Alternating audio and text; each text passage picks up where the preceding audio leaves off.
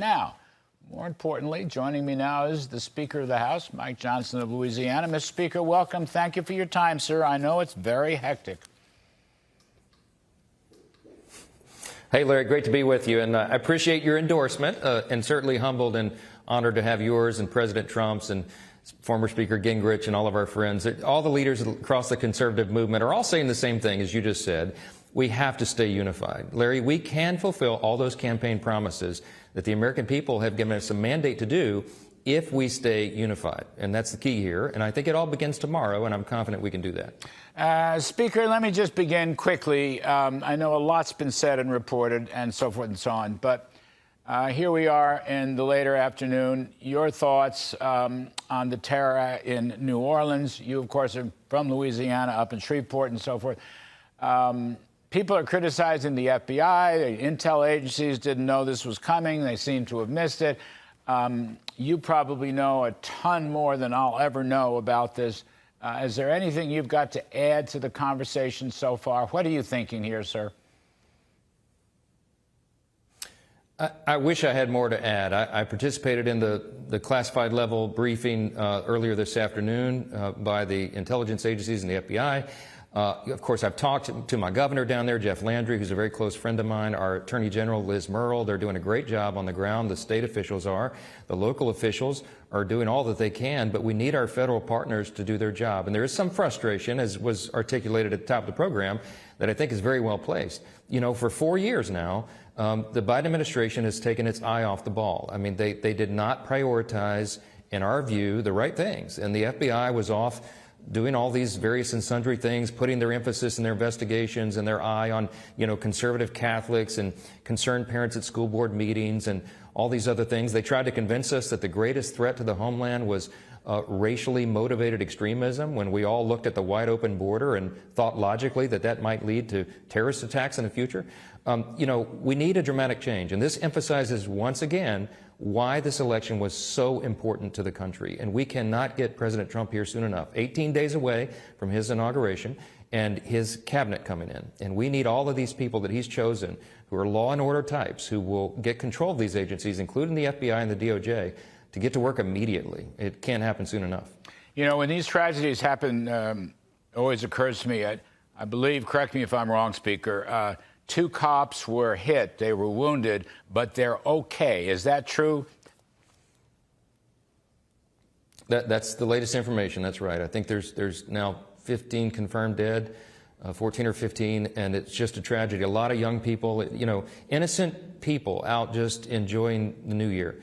And this vicious attack was pure evil. And, you know, the problem that we have right now, the thing that has frustrated us, is that this seems to be very reactionary, when we have known for many months that an attack like this was possible and perhaps imminent. I mean, FBI Director Christopher Wray testified to Congress here many months ago, back in the spring, that all the red lights were flashing and that this was a serious situation. So we knew that large-scale events, when people are on big, you know, pedestrian areas in the street, like the French Quarter in New Orleans, my home state, that they would be vulnerable for something like this. And the idea that somehow we miss this guy being radicalized is a real concern.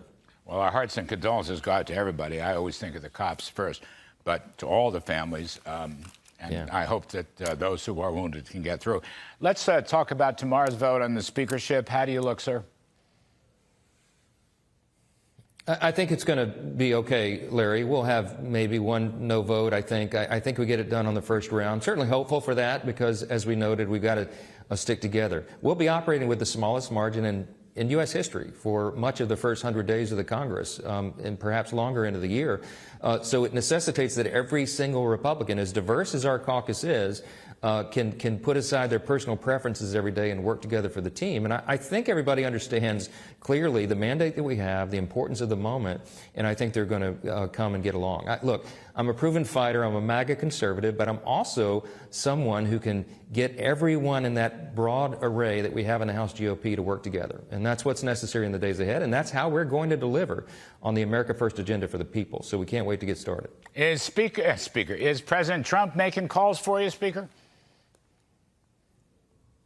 I was with him yesterday at Mar-a-Lago. He and I and J.D. Vance and the Vice President-elect, his senior team, We talked about the legislative strategy and all of that, and he said, "Who do I need to call?" I don't think he's calling this afternoon because I haven't identified anybody that he needs to lean on. My conversations with my colleagues have gone great, and a lot of members have come in very thoughtfully, in good faith, with process improvements and things they'd like to see differently. The good news is, Larry, we're shifting into a brand new paradigm. We are going to have unified government. We'll have control of the White House, the Senate, and the House.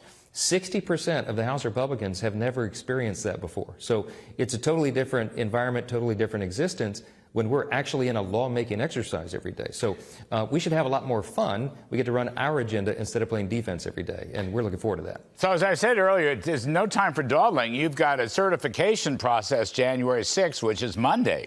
So tomorrow's January 3rd, Friday. Yeah. So some's got to give.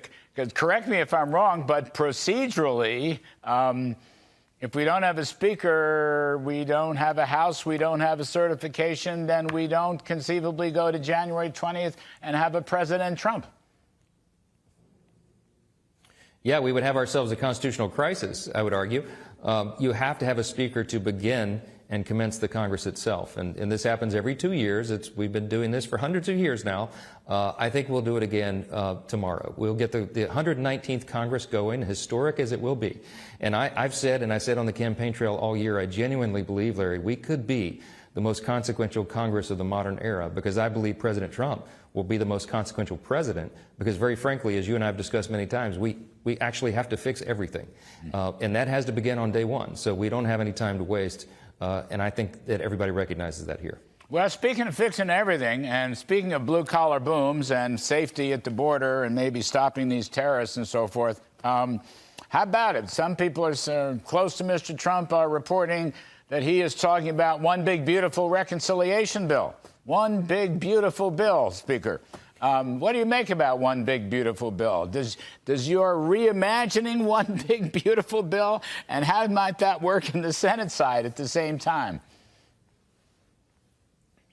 Well, look, I think the Senate will get it done, and I think, all this begins in the House. I believe that we'll be able to build a coalition to do that. One big, beautiful bill will have a lot of components if that's ultimately the play call. There's a lot of merit to it because we've got to get tax done and energy policy and the border and everything you've said all in one big shot. But the clock will be ticking. We'll have a lot of pressure on us on time because the American people are going to want to see results. Some of those negotiations by design take a long time because you got to get it right. And but I tell you what, everybody here is ready to roll their sleeves up and get the job done. We're going to put in processes and procedures to make that collaboration happen on a very quick timetable, and we'll be required to do that. But I think we're going to be able to get this ball over the goal line for the people, and it's going to be a huge thing for the country. Well, I don't want to obsess about it, but you'll permit me to obsess slightly about it, a moderate obsessing about it. But it's going to be awful hard to get two bites out of the apple. You're going to have a tight majority in the House, a very tight majority in the House. The discussion on the continuing resolution, to a large extent, shows that. People who think that you can get a quick reconciliation bill, there's going to have to be offsets to any border spending anyway. Plus, there's going to be defense increases. I mean, I just think, Mr. Speaker, I think one big, beautiful bill is the way to go. And I do think, Mr. Trump got a mandate for change, an enormous mandate for change from his working class coalition, and the prospects of assuring or reassuring people, fatten your wallets, you'll get the tax cuts Mr. Trump promised, the blue-collar boom can begin right away, along with closing the border and so forth. I just think you owe it to your new majority to do one big, beautiful bill. Yes, you have made your case well, Professor, and they're all listening. And we cite Kudlow here on the Hill when we're in the discussion room. Well, Larry Kudlow says it. No, and there are others as well. There's a lot of smart people who are advising on this and sharing their opinions, and it's very valuable because This is going to be a big, complicated thing, but it's something that we are going to do. And look, always, you know me personally, I appreciate your insight on that and others. I was talking to our incoming Treasury Secretary, Scott Bessent, about this, and many others, our friends, you know, Stephen Moore and Art Laffer and the rest. And they make a very compelling case about the one bill strategy. And I think a lot of people are listening, Larry. We want to ensure success. This is about measuring the probabilities of passage. And we've got to take the best shot that we can to get it all done. And we have no margin for error. So it's going to be a delicate dance here, but we're going to get that delivered for the people. So I appreciate all your influence on it. Well, I don't know if I have an influence, but I do have a point of view, and many share that. You just mentioned a bunch of people that share that point of view. I think I know where your heart lies, but I think you know, what I mentioned about the president in his own language, one big, beautiful bill, he's been pretty steady on that. I've had reports from U.S. senators and senior staff and others, yourself included, that this first surfaced at the Army-Navy game, which was whatever it was, a month ago or so. You know, I don't think he's moved on that, and I think you have to deliver. I mean, I think it's promises made, promises kept. You don't want to make the mistakes of 2017 when quixotically Republicans went after, you know, Obamacare and this and that, and almost didn't get the tax cut through in late 2017. This time it's Russian roulette with a $4 or $5 trillion tax hike.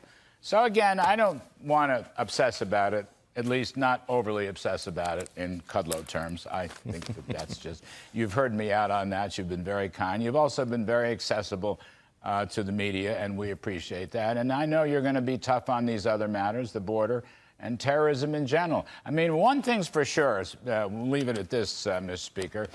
The sooner we can get Trump in there, this is my humble opinion, but the sooner we can get Trump in there, the sooner we can get his agenda moving, as soon as we can hit the ground running, then perhaps, hopefully, with God's grace, the less we'll have to worry about jihadists and ISIS and al-Qaeda in the United States, as well as a combination of an economic slump and high inflation. You know, I mean, the Lord will play a role in these things, but I would say the sooner the better. Leave it at that. How about that? Absolutely right. That's a great way to conclude it. We got to make America great again, and we will. All right, Speaker Mike Johnson, thank you for your time. We know you're very busy. Good luck on the vote tomorrow, sir. All right, last night, President Biden addressed the nation on the deadly terror attack. The ISIS flag was found in his vehicle, which he rented to conduct this attack. Possible explosives were found in the vehicle as well, and more explosives were found nearby. The situation is very fluid, and the investigation has a preliminary stage. And the fact is that right now, excuse me, there you go. Todd Pyro joins me now. You know, Todd, again, Mr. Biden took no questions. He froze once the teleprompter paused there. You know, it does not project, as we said earlier, strength and reassurance, does it? It does not. Look, I'd like to say this is senioritis, and I don't mean any disrespect to senior citizens. I'm talking about when, you know, you're kind of finishing up high school and you check out. But it's been like this for years throughout the Biden administration, and we have not had that feeling of confidence in our leaders for, dare I say, about 4 years. And that's why, whether they were Republicans or Democrats, so many people voted for Donald Trump, because at the end of the day, they just want somebody who's going to go up there and project strength. Those Democrats who voted for Trump may not agree with a lot of his policies, but at the end of the day, like I said, they want somebody who's strong, who projects strength, and who's going to basically make anybody who wants to do us harm have second thoughts about that, because right now, that doesn't seem to be the case. It doesn't. You know, look, I have the utmost respect for the office of president, but this is supposed to be the leader of the free world, and it's hard to watch, no doubt. I want to get on to this point, though, Todd. The terror suspect has been identified as Shamsuddin Jabbar. He's a U.S. citizen from Texas, an Army veteran. The truck he used had Texas plates and was spotted in Eagle Pass in November. We have no idea whether he was driving it or the actual owner of the truck. However, how do we stop our own citizens from becoming radicalized by terror groups? Part of it goes back to my earlier answer, showing strength through our leadership, but it goes beyond that. We have decimated our law enforcement locally through the defund the police movement, so we don't have as many ears on the ground. And when it comes to our multinational agencies, the FBI, CIA, we've decimated those by focusing on things like DEI and parents at school board meetings. I think if we can return the focus to those agencies doing what they need to do and return the focus of local law enforcement to being able to do their job, there's a greater chance that we can catch these rogue actors because they're communicating with somebody inevitably. That information is out there, and we need our law enforcement to be freed up to be able to find those people, because we well know the rank and file of the FBI, the CIA, and local law enforcement, they want to go out and catch the bad guys. It just oftentimes they're hamstrung in doing it. Yes, indeed. I got one more for you, Todd. House Speaker Mike Johnson meeting with Donald Trump at Mar-a-Lago. They apparently mapped out their strategy ahead of tomorrow's speakership vote. Listen to this. The things that we're talking about this morning are an illustration that we live in very serious times. We cannot afford any palace drama here. We have got to get the Congress started, which begins tomorrow, and we have to get immediately to work. We have to certify the election of President Donald J. Trump. It's a numbers game. We have the smallest margin in U.S. history. We'll have a margin of probably 2 votes tomorrow during that, so can only afford to lose 1 or 2. But I think we'll get it done. We're shifting into a brand new paradigm. We have unified government that begins tomorrow. We have the White House, the Senate, and the House, a totally different situation than we dealt with over the last 14 months since I've been Speaker.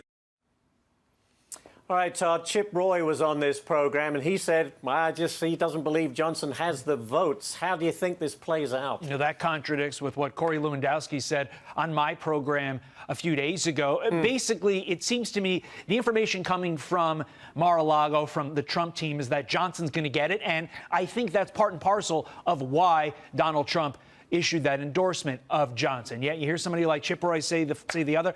I think at the end of the day, Trump's pressure and, quite frankly, Elon Musk pressure to financially primary these individuals who say no to Mike Johnson, I think that could be the ultimate game changer. And if not, boy, the people voted for Republicans in charge of the House, Senate, and the presidency. If that gets delayed by a few weeks, it's really going to hurt them getting that agenda as soon as possible starting on January 20th. And I don't think that's what the nation voted for or what we want. And this is a big test right out of the chute, really, Todd, for Donald Trump to rally the troops, get all his ducks in a row, right? Absolutely, 100%. And it seems like he has done that, but there are a few rogue people. You have your Thomas Masseys of the world who said, I respect the president, I voted for the president, but I don't want Speaker Johnson to be Speaker. Well, who then? And that comes back to that, who is the alternative? And I haven't heard that name that can get the 218 votes. You know, they need the House Speaker to certify the Donald Trump election win on January the 6th. No one seems to know the answer. If we don't have a Speaker, what happens next? President Chuck Grassley. If everything sort of goes along that line and you sort of go through we call it in the law, I can't say it because I forgot because I haven't practiced law in 20 years. Table of consanguinity, I think that's what it is. Chuck Johnson is the guy who ultimately becomes the president. Not Chuck Johnson. Chuck Grassley is the guy who ultimately becomes president. Right. So, I mean, look, he's a fine guy. He's done a lot for our country, but I don't even think Chuck Grassley wants to be president. I bet you he doesn't. Todd Pyro, great stuff, Todd, as always. Thank you, sir, for being here. A Chinese state-sponsored actor hacking the U.S. Treasury Department in what's being called a major cybersecurity breach. The hackers remotely accessing several user workstations and gained access to unclassified documents after compromising a third-party software service provider. That provider, Beyond Trust, informed the department about the hack on December 8th. A Treasury Department spokesperson says the compromised service has now been taken offline. Right now, there's no evidence China still has access to the systems. The FBI and the Cybersecurity Infrastructure Security Agency are also now investigating. I want to bring in Fox News contributor, Heritage Foundation Senior Fellow for China Strategy, and author of The 100-Year Marathon, Michael Pillsbury. Michael, I guess I'm becoming a big cynic when it comes to government systems and cybersecurity, but I was not in the least bit surprised that Treasury got hacked yesterday. Cheryl, you're not alone. I think a lot of us are becoming cynics that the Chinese seem to have access to almost any American secrets they want to get. It obviously is good for them to focus on Treasury Department. Treasury is where the sanctions are. Treasury is where the currency manipulation issue is discussed. So in a way, I'm surprised that they didn't hack Treasury even earlier. Well, Samantha Dravis has a question along those lines for you. She's on set with me. Samantha, go ahead. Yeah, Michael, I wanted to ask you, clearly it seems we don't have what we need to deter these threats. They're very concerning. And I would like to know, what are your thoughts on CISA, the Cybersecurity Infrastructure Agency? There's been a lot of criticism that this is an agency in need of dire reform. There were reports that the agency was weaponized to go after disinformation on social media, and it was really weaponized into an agency that strayed from its true purpose. And so I actually took the time to go to their website and their Twitter. I don't see them posting anything about this. What is their response, and do you have concerns that this agency needs reform? Yes, you've identified a really important problem, that different parts of our government are alert to the China threat to different degrees. And it's ironic that sometimes the people in charge of a really specific issue seem to be asleep at the switch. The Pentagon seems to be quite active. They put out reports, they conduct exercises, they're building a new generation of weapon systems. So the Pentagon doesn't need guidance on the China threat. Someone else who doesn't need guidance is Donald Trump himself. I'm an eyewitness that he went through real friction with most of his government in the first term on trying to get the China trade talks going and get a meaningful deal. A lot of the government just would not help Mr. Trump, and he had to conduct meetings and pretty much micromanage things himself. So I hope the lessons learned for the next term, all these mistakes that happened in the first term that President Trump had to correct. He had to fire some people too, as is well known. And if you're doing research on this, you might enjoy 4 or 5 of the memoirs that have come out. Jared Kushner's memoir, Peter Navarro's, Bob Lighthizer. They go into the friction and how much trouble there was among different units. And finally, President Trump just had to step in again and again and make things happen. I hope that's what's going to happen in the next term. Well, I think it's pretty clear that he learned a lot in his first term, and he's going to be doing things very differently in his second term. Xi Jinping, by the way, reportedly telling President Biden in a condolence letter about Jimmy Carter that the U.S.-China relationship is one of the most important in the world. Chinese state media says that Xi is also, quote, willing to work with the U.S. to promote the development of, quote, healthy, stable China-U.S. relations. I'm curious, Michael, if you buy that. But the Wall Street Journal is reporting that the U.S.'s channels with China have gone dark ahead of Trump's return to the White House. They say, and this is the Journal, Chinese officials have repeatedly tried and failed to get access to Trump's inner circle. What do you make of that? Well, this is why Susie Wiles' ban on cabinet nominees posting their opinions is so important. We just can't have friction and trouble before the president is even inaugurated. And some people are already putting out things who are nominees or possible ambassadors that can mislead the Chinese. President Trump, about 25 years ago, wrote a book on how China was our major threat and what he would do if president. This is 25 years ago. And he said unpredictability and really harsh sanctions are the only way to get China's attention. It's in the book. 25 years is a long time, and we really haven't succeeded in implementing President Trump's vision then, candidate Trump, you might say, although he didn't run in 2000. So that's what Michael, we face right now. I don't have a lot of time with you. I'm sorry to interrupt you, but when you say mislead the Chinese, can you be more specific on that? Well, there's hawks and doves in any government dealing with China. We've got people like Steve Bannon, who's very proud to say that China is the focus of evil. We've got Peter Navarro sometimes saying we should pull all U.S. companies out. We've got Gordon Chang saying close the embassy, have no relations with China, stop all trade. On the other extreme, you've got people who want to have business as usual with China. So what President Trump had to do in the first term is resolve these different points of view, including firing people. The president's in charge, and frankly, he's the only one who has the 25-year history of just how tough you have to be on China to get results. What do you make of the criticism that Elon Musk has received, in particular because of his businesses in China? He is someone that is very close to President-elect Trump right now, and of course is tasked with DOGE and cost cutting. But he has been criticized by the mainstream media because of the Tesla issue and production in China. Is that Does that factor into what you're talking about here? Yes, it does. Elon Musk is one of the few around President Trump who has had a lot of contact with Xi Jinping. To have success in Shanghai with his huge Tesla factory there that he's the sole owner of, that's a huge achievement. He knows how to work with the Chinese and get what he wants. On the other hand, everybody knows he'll be kind of vulnerable to pressure on the Tesla factory in Shanghai. So it cuts both ways. Elon Musk could be a major asset and someone who knows how to deal with Xi Jinping as well as President Trump, or he could be a problem that he seems to speak up and take the Chinese line from time to time. That's why Susie Wiles' ban is so important, Cheryl. We don't want people tweeting and giving away the president's negotiating positions before the cabinet's even confirmed and before most of the ambassadors to Asia have not even been named yet. Before you go, and I don't have a lot of time, there is several defense experts are warning that China is directing the largest military buildup right now since 1930s Nazi Germany. Do you see that happening? Are they building up their military, and why? Well, this is one of the things that transition teams are trying to figure out right now. Why this sudden jump in Chinese military exercises all around Taiwan? Every morning, Taiwan puts out how many PLA ships and aircraft were circling around Taiwan yesterday. This is really quite dangerous. We don't want, in the next 3 weeks, we don't want a war to break out and Biden to leave behind a huge conflict with China. So the transition teams are trying to find out, why did this buildup take place? What is our response? And is there any hope to maintain peace in Asia, or are we headed for a war left behind by the Biden team? I'm very much worried about that, Cheryl. Yeah, I think many are as well. Michael Pillsbury, thank you so much. Always great to speak with you. You're a wealth of information. Thanks, Cheryl. Really enjoy it. And Happy New Year, sir. Thank you, Cheryl. Okay. Happy New Year. After Sunday's death of the longest living president in American history, President Jimmy Carter died yesterday at his home in Plains, Georgia. He was 100 years old.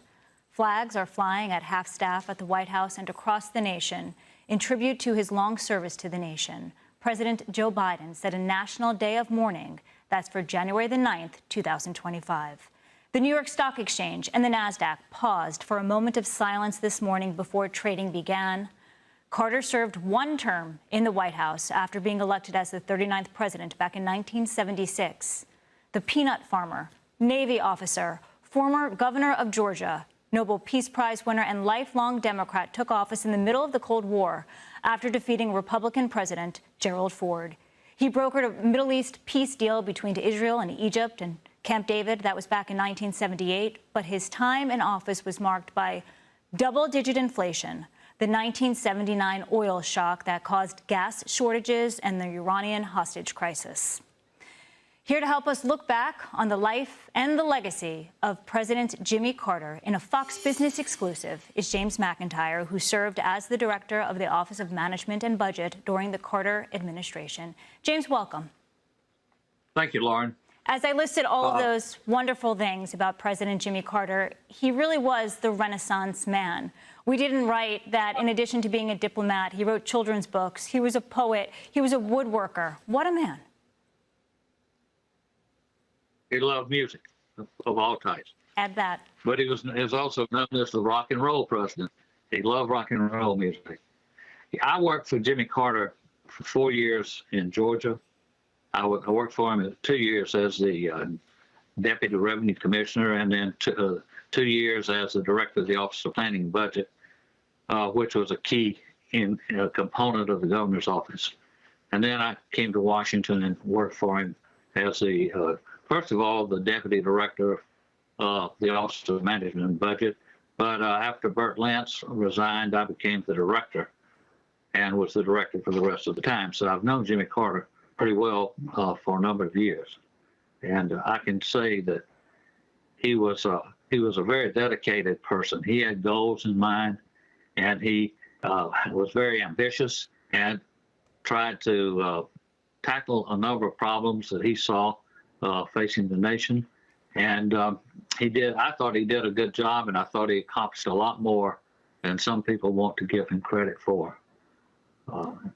He had said about 10 years ago, he was doing an interview, and he's reflecting on his time as president, and he said he should have taken military action in Iran. when they stormed the U.S. Embassy and took American hostages and held them for 444 days. He said that that cost him re-election. Would you agree? Well, I think it was a major influence over his loss. And I think the other thing is when he decided not to, the Rose Garden strategy, in which he decided to not get out and campaign until the hostages were released. I think that together that really did have a significant impact on his ability to be reelected. No one knows because we don't know what would have happened had there been a military action. Yeah. But it certainly was an important, I think, a very important reason that he was not reelected. One of his greatest accomplishments was the Camp David Accord, the peace deal between Israel and Egypt, which has endured to this day. Looking at the chaos in the Middle East, what have we learned from that deal struck back in 1978 that still endures? Well, I think that when you have a deal that the people, the participants in the deal feel that are fair to both sides and address a continuing series of wars that have been going on between Egypt and Israel, that makes for a long-lasting peace treaty, and I think that's what happened here. I had to go over to Israel and Egypt and assess the types of things that the United States was going to provide funding for, and I can tell you that it was a relief to many to see this peace treaty adopted by the participants. Yeah. One of the other issues that he dealt with during his presidency that we are talking about now is the issue of the Panama Canal. President Carter gave control of the canal to Panama, and now President-elect Donald Trump may want to reclaim it. He says Panama is perhaps ripping the United States off. Would you take that on? You know, I would leave it alone. I think it served our country well. If there's some issues about the charges that are being levied for our use of the canal, then I would take that on maybe. But the fact is that returning the canal to Panama saved us a lot of trouble with other Central and South American countries. I think it was the right thing to do. And if we've got problems with the way it's run, then take those up with Panama. I think it would be a very difficult thing to take the canal back, and it could cause a lot of concern in Congress and in the country to try to do that at this time. What is your favorite memory, James, of President Carter, whether personal or professional? Well, my favorite memory is working with him. He was always, he was very focused on the problems or issues at hand. And the reason I enjoyed being with him for the 8 years I was with him is that I could always count on him to look at my memos and to give me some feedback. And he also was a person who tried to do the right thing. I can remember many occasions where we would give him a number of choices about how to deal with a public policy issue. And there would be a lot of controversy about those choices. And he would turn to me and say, you know, what is the right option? What is the best option for our country? And I always felt that was important. Yeah. And it made me, feel that he was much more concerned about the country than himself or any particular group. So that's my favorite memory, is working with him and having him really focus on the issues that we presented to him and make good decisions. A man of high morals. I called him a Renaissance man at the top of this segment. James McIntyre, thank you for the time and for your stories and your memories. Good friend Kevin O'Leary, who joins us this morning. Kevin, we understand you're headed to Mar-a-Lago to meet with President-elect Trump. You have said you want to broker a deal that would create an economic union between the U.S. and Canada. Is that right? Yes, there's no reason to be fighting. We've been talking about this for decades, and I think the time is right. What I did, and I've been doing this now for about 48 hours, and I'm getting a lot of feedback from the Canadian public. I enjoy a very large social media following there. So I said to them, look, what deal do you want?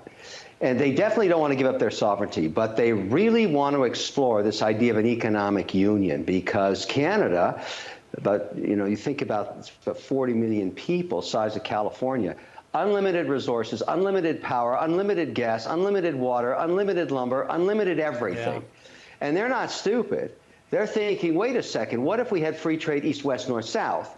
And that we put all our resources in, instead of squabbling on our own border between Canada and the United States, and put all that money up into protecting ourselves against the Chinese and the Russians up north.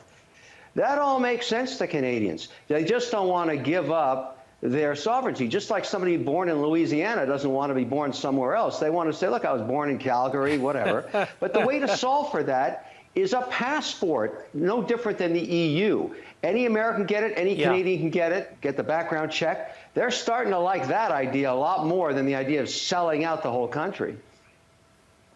Well, it'd be interesting to see what kind of headway you can make with the president-elect. I feel like he would be open to something like that.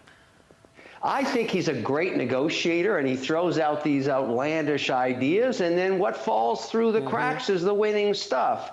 I really, really think the two countries should get together, and I'm licking my chops at the opportunity of being involved, because right now we've got a leadership that's collapsing. Justin Trudeau is on his way out, so for the next 5 months, there's a void in Ottawa. As I like to say, thank goodness I'm here. Hey, by the way, while you're there, Kevin, you're going to bring up TikTok, and let me follow that up with, are you still interested in perhaps buying it? More than ever. You have no idea how much money I'm spending on legals and our own team's time. I bet you it's taking about 20% of our day now.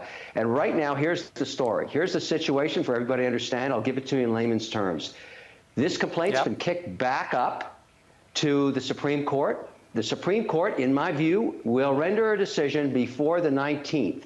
Now, if there's a valid LOI in place that fits with the order that Congress had put in place, in other words, moving it to American ownership, President Biden is the only person that can do this till the 19th. He can put a 90-day stay of execution so we can work out a deal with ByteDance and keep this thing lit up. This is not about free speech. That's why they're going to lose at the Supreme Court. This is about Chinese spyware. This thing drips with spyware, and it's got to be carved out, so we have to rewrite the algorithm. Last component I've been working on that I think is so important, anybody out there that wants to come in with me as an equity owner, anybody that's a valid American citizen can join me at the same price I'm buying in for through equity crowdfunding. I'm hoping millions of people, including those that are on TikTok, all those 7 million small businesses, that's my universe of Shark Tankers, products and services, join me in the deal. You go to wonderfultiktok.com, see all the details. You can register your interest. I can't sell you anything yet because the company is in denial. But when the Supreme Court kicks it out, that's when the clock starts ticking, and I'm there. You are the ultimate salesman, Kevin O'Leary. By the way, I'm nosy. When are you actually going to Mar-a-Lago? Are you allowed to tell me that? I have no idea. I'm going to the inauguration. I don't know when this narrative is going to start, but everybody knows I'm interested. Everybody knows I'm interested.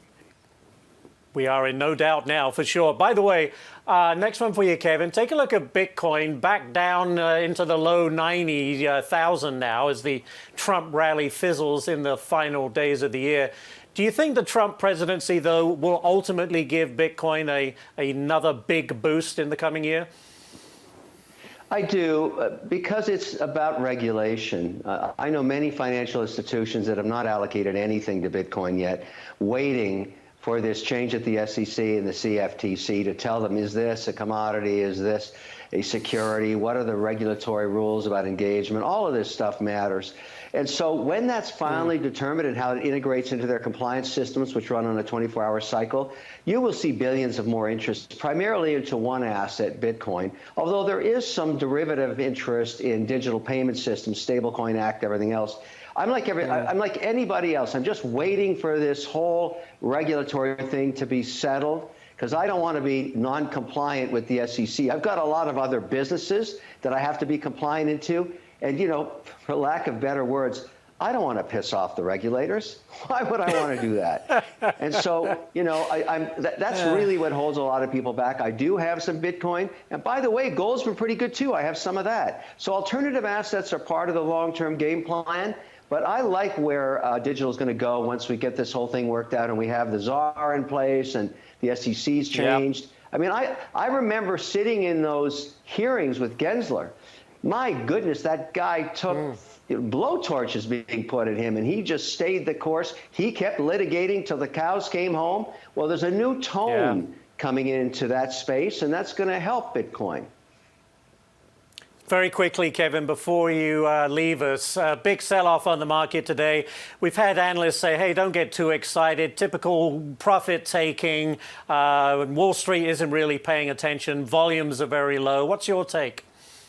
Yeah, I'm not worried about it. It's been such a phenomenal year, and the lesson learned for every investor, large and small, is stay the market. Don't try and time it. If you hadn't been in this market, you gave up 30 to 24% upside, depending on what index you were in. Right. This just shows you cannot time the market. Don't try it. You'll learn the hard way, and I'm bullish for next year. That's a great place to leave it, and I look forward to your visit to Mar-a-Lago almost as much as you do, I have a feeling. Kevin O'Leary, thank you, sir. Take care. The FBI is warning about the surge of recent burglaries at the homes of star athletes. Come back in here, Madison. Have they found who's behind these pretty high-profile robberies? Ash, they have. It's a South American crime group.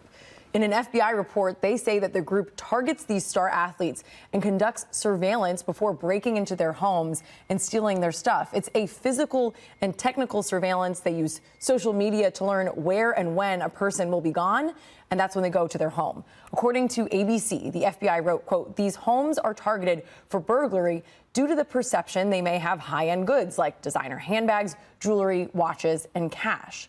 Here are just some of the targets that we've seen in this string. So in September, Minnesota Timberwolves guard Mike Conley was robbed. In October, two Chiefs stars, QB Patrick Mahomes and Travis Kelce, they both had their homes robbed. And then recently, just December 27th, Dallas Mavericks point guard Luka Doncic's home was also burglarized. So this group appears to have robbed 9 professional athletes, and there's not much that these guys can do, Ash, because their schedules are publicly available. People know when they're going out of town for a game, so it presents quite a problem. That's terrible. All right, Madison, thank you. And also, Madison, we understand ICE has ended 2 programs for illegal migrants. Which ones? Yeah, so starting with the first one. The first one is called the Wraparound Stabilization Service, or WSS. This involved working with NGOs in order to offer services to migrants that provided psychosocial and behavioral health support for illegal migrants. So we're talking about therapy and mental health support, effectively. ICE said the program was both ineffective and it came with an immense cost and little improvement. So that's now done. Then in June, ICE also ended a vendor contract with the Young Adult Case Management Program. That program offered 18 and 19-year-old migrants legal services, screenings, referrals to social service programs, and human trafficking screenings. It started in 2023, and it was available in 16 cities. When this program ended, ICE said that it had fiscal limitations and that it didn't align with their mission. So 2 very costly programs that are no longer in existence. All right, we hear you. They really want to explore this idea of an economic union because Canada, you think about 40 million people, size of California, unlimited resources, unlimited power, unlimited gas, unlimited water, unlimited lumber, unlimited everything. Yeah. And they're not stupid. They're thinking, wait a second, what if we had free trade east, west, north, south? and that we put all our resources in, instead of squabbling on our own border between Canada and the United States, and put all that money up into protecting ourselves against the Chinese and the Russians up north. That all makes sense to Canadians. So that was Kevin O'Leary on Fox Business earlier this morning. So the Alberta Premier, Danielle Smith, is here. You know, there are way too many barriers for Canada to join the United States in terms of statehood. But why do you think the idea of statehood is resonating with Canadians? I think it's resonating with Americans more than Canadians, frankly. I think there's a number of Canadians who are really concerned that what started off as a joke seems to keep on coming back and back and back. What Canadians really want is a preservation of the incredible trading and defense partnership that we've had with the Americans since our founding. We are the largest trading partner with the United States. We buy more goods from the United States than anyone else. Mexico is second. We buy more goods, in fact, than Germany, Italy, France, the UK, and Vietnam combined. So we have a very strong relationship. What we're worried about here is a 25% tariff that could potentially disrupt that cross-border trade flow. So I think there are some people putting forward ideas about how that might be resolved. I personally think the way it would be to resolve is to have no tariffs, as we've had in the past, and get back to talking about some of the other trade irritants that are causing the new incoming president to have concerns about Canada as a partner. Well, and you and I have talked before about the border between the U.S. and Canada. There's now a $1.3 billion security proposal on the Canadian side. Last Friday, the Canadian foreign minister and the finance minister met with President-elect Trump, as well as the border czar. You know, out of that meeting, one official saying that President-elect is more focused, away from little of the border, but to the trade deficit that the U.S. has Canada. What do you make of all that? Well, if you look back a few years in sort of around 2015, Canada actually had the trade deficit with the U.S. I think that's a demonstration of how balanced our trade is sometimes we have a deficit and sometimes you do. And often it's really related to commodity prices. As we know, in the last 10 years, commodity prices have gone up, and that pretty well explains most of that difference. But that's also beneficial to Americans. I mean, America is looking for where they're going to get critical minerals. How are they going to make sure that they have enough oil and gas to keep gas prices low? Where are they going to be able to get food product to process and then ship around the world, including back to us? And so I would say that that if we can take the issue of commodity prices out of the mix, we actually have what it is that the U.S. president is looking for, is a fair and balanced trade relationship. I think that personally that the president has good reason to turn his sights to other jurisdictions that that have a massive trade deficit, are not buying the equivalent amount of American goods. And that seems to me to be where his issue lies. I think Canada will continue to be a really great trading partner with the United States, and that balanced trade is what other countries should be aspiring to. Yeah, and to your point, Canada's ambassador to Washington says that the trade deficit last year was $75 billion, but a third of that was energy exports, where the U.S., and that's where the deficit looks bad, is when oil prices remain high. Canada has, one of the U.S.'s closest allies. You know, the prime minister, though, is facing an election in 2025. You know, is all of this hurting his re-election chances? Most definitely. I mean, I think you're beginning to see even his own party is calling for an election or for him to resign. I've been calling for an election for some time. We are now, with the United States and the inauguration on January 20th, facing a president who has a 4-year mandate. We certainly need to have a leader here who has an equal mandate, a 4-year mandate, so that these negotiations can continue and there's the credibility at the table. So I think there does need to be an election sooner rather than later. And I hope that we don't end up seeing really massive tariffs and a beginning of a trade war in the meantime. I think that would be terrible for both Canadian consumers and American consumers. Because to your point about energy, part of the benefit you get from having Canadian energy is if we had a 25% tariff, it would cost $1 a gallon more. And I don't think American consumers want that. We're running out of time. I want to get this in 15 seconds. You're coming to the inauguration of President-elect Trump. Why is it important for you to be here for that? Because of all of the trading partners, and we have provinces instead of states. The Alberta has a $188 billion cross-border trade relationship with the United States. I want to talk to as many members of the incoming administration as I can to make sure that trading partnership stays strong, and know that we're here as a friend and ally. We're here to help. And warm things up. I appreciate it. Alberta Premier Danielle Smith, thanks for coming on. All right, breaking news this morning. This just happened a few moments ago. President Biden officially blocking Nippon Steel's proposed $15 billion deal to acquire U.S. Steel over national security concerns. Moments ago, the president releasing this statement, quote, "For too long, U.S. steel companies have faced unfair trade practices as foreign companies have dumped steel on global markets at artificially low prices, leading to job losses and factory closures in America." Joining me now is Brig McAdam Limited founding partner and Republicans Overseas UK Chairman Greg Swenson. Greg, I want to get your reaction to this breaking news from the White House. Yeah, I'm not surprised, Cheryl. I mean, I don't think President Biden would ever miss an opportunity to over-regulate something. So, and I also think he's confusing China and Japan. You know, he's right that China has dumped steel on the U.S. market, and I think that there should be attention paid to that. But, and I also think in many ways he's copycatting President Trump, who's expressed his disappointment. But, you know, going back 4 years, Cheryl, President Biden, if there's one lane where he kept some of the President Trump's policies in place, it was trade and hostility to China. All right, well, Jay Wood, let's get you into this. I mean, what is your reaction to this breaking news this morning? Yeah, well, I mean, I never looked at Japan as a foe, as they seem to be painted in this picture. But my question is, what is next for U.S. Steel now that this has been blocked? Because there were a lot of people hoping that this deal would go through because their infrastructure is subpar, and a lot of jobs may be on the line because they may have to cut costs because this deal didn't go through. So I was curious what you thought the next steps for U.S. Steel would be. Yeah, I'm worried about that because, you know, there are potential job losses here, and they do need some investment and some improvements in their infrastructure. So perhaps what we might get out of this is a U.S. buyer coming in, and, you know, maybe it's a private equity firm, maybe it's a purely financial buyer rather than a strategic. But I think that there's no doubt that U.S. Steel needs some improvements.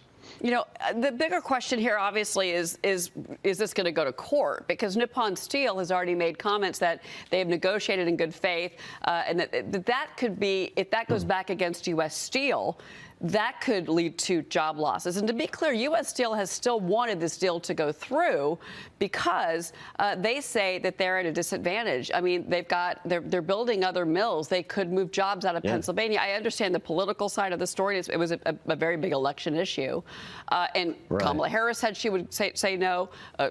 You know, Donald Trump said he would say no, and then Biden saying no. But at the same time, this story may not be over because of the legal wrangling over the negotiation and the good faith negotiation, according to Nippon Steel's leadership. And maybe there'll be some improvements in the deal or in the structure, you know, so some good can come out of this. But right now, I mean, we can't wait till Lisa Khan is no longer with us in Washington, and we can start, you know, deregulating and doing more deals rather than being hostile to the private sector. All right, let's take a look at futures this morning. Well, of course, we'll follow these stocks. As you can see, U.S. Steel is down substantially, almost 8%. Nippon is up almost 6%. Overall, those stocks did close lower yesterday, kicked off 2025 that way. But let's get your outlook for the year. There's been a lot of talk in a bullish way about financials, AI-related stocks, and of course, the Mag 7. What's your outlook? Sure.